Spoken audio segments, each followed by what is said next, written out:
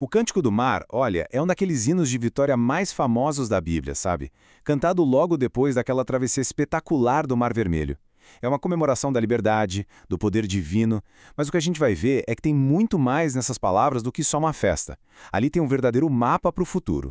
E é aqui que a coisa fica interessante, porque, pensa bem, o cântico, que foi entoado logo depois da saída do Egito, parece descrever coisas que só iam acontecer séculos mais tarde. E o mais maluco é que ele faz isso usando o tempo verbal no passado, como se tudo já tivesse acontecido.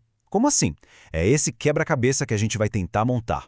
Para a gente conseguir decifrar esse enigma, a gente precisa olhar bem de perto para os próprios versículos. É lá que está guardada a chave para entender essa visão tão profunda da história. Olha só, é aqui, nos versículos 13 a 17, que o cântico dá uma virada surpreendente. De repente, ele começa a falar sobre guiar o povo a uma morada sagrada, sobre conquistar a terra prometida, construir um santuário. Agora, vamos lembrar do contexto? Na hora que eles estão cantando isso, eles estão no meio do deserto. Eles ainda nem pisaram na terra de Israel e o templo, nossa, nem existia em sonhos ainda.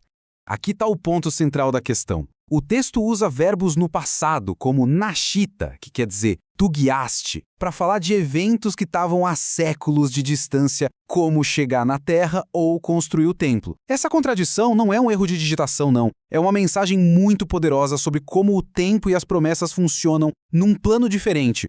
E quem explica isso de uma forma genial é o grande comentarista Ramban. Ele diz que essa é a linguagem da profecia. Quando um evento futuro é uma certeza divina, ele é tão garantido, tão inevitável, que já pode ser descrito como algo que aconteceu. A profecia não está só prevendo, ela está afirmando uma realidade que já existe fora do nosso tempo linear. Mas não para por aí. O cântico não fala só do futuro de Israel. Ele também descreve a reação imediata e de pânico das nações vizinhas. É quase um mapa geopolítico do medo que se espalhou naquela época. A precisão do texto aqui é impressionante. O cântico cita 4 nações específicas que tremeram na base quando ouviram as notícias, e cada uma tinha um motivo muito particular enraizado na sua própria história. A Filícia temia vingança por uma história antiga. Edom lembrava da rivalidade entre Jacó e Esaú. Moabe de disputas do passado. E os cananeus, bom, os sábios deles já sabiam que aquela terra estava destinada a Israel. O milagre no mar mandou ondas de choque para o mundo inteiro. Isso leva a gente para uma pergunta bem curiosa. O maior inimigo de Israel, Amaleque, simplesmente não aparece nessa lista de nações apavoradas. Ué, por quê? A resposta é a chave para a gente entender a natureza única de Amaleque. Enquanto todo mundo estava paralisado de medo diante do poder divino, Amaleque foi lá e atacou. O crime dele, segundo os comentaristas, não foi só militar, foi a audácia de desafiar aquele temor sagrado.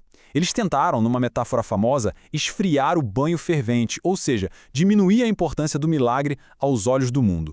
Agora vamos avançar para o destino final que o cântico descreve, a tal da morada sagrada.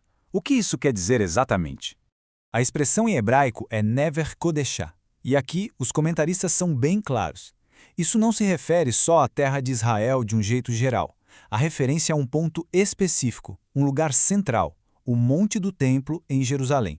O lugar que foi projetado para ser o ponto de encontro da presença divina, a Shekinah, aqui no mundo. Outra palavra fundamental aqui é kanita, que a gente traduz como adquiriste, só que o significado muito mais fundo.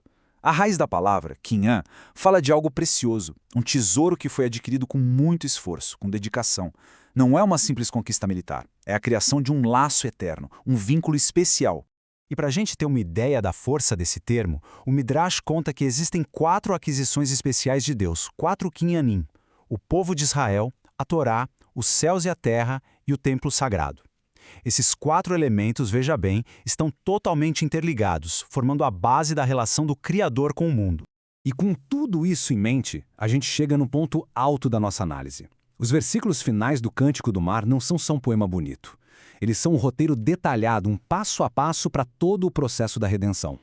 E esse roteiro se desenrola em 5 estágios bem claros. Primeiro, teviemo, a entrada na terra. Segundo, vegetaemo, que é o ato de se estabelecer, de se plantar de verdade, criar raízes. Terceiro, a escolha do lugar exato do templo. Quarto, a construção do templo em si. E o quinto e último estágio, o reconhecimento universal do reinado de Deus. É um plano mestre para a história. E ainda tem mais um detalhe fascinante. Alguns comentaristas observam que a linguagem do cântico parece sugerir duas redenções. A primeira, a saída do Egito, teria sido uma espécie de protótipo, um ensaio que foi incompleto e acabou sendo seguido pelo exílio. E a segunda, a redenção final, que será permanente, completa, cumprindo essa profecia na sua totalidade.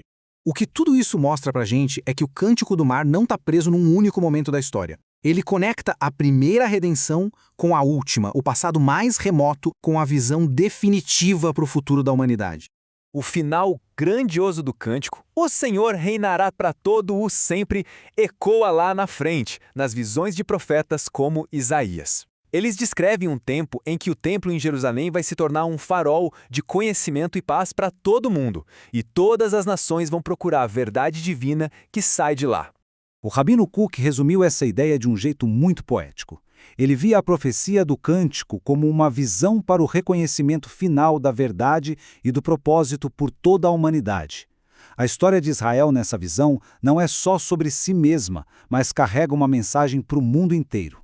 E assim, o Cântico do Mar se revela não apenas como o eco de um evento do passado, mas como uma partitura viva para o futuro. Isso nos deixa com uma pergunta profunda para refletir. Se o final da história já foi declarado lá no começo, qual é então o nosso papel nessa grande jornada?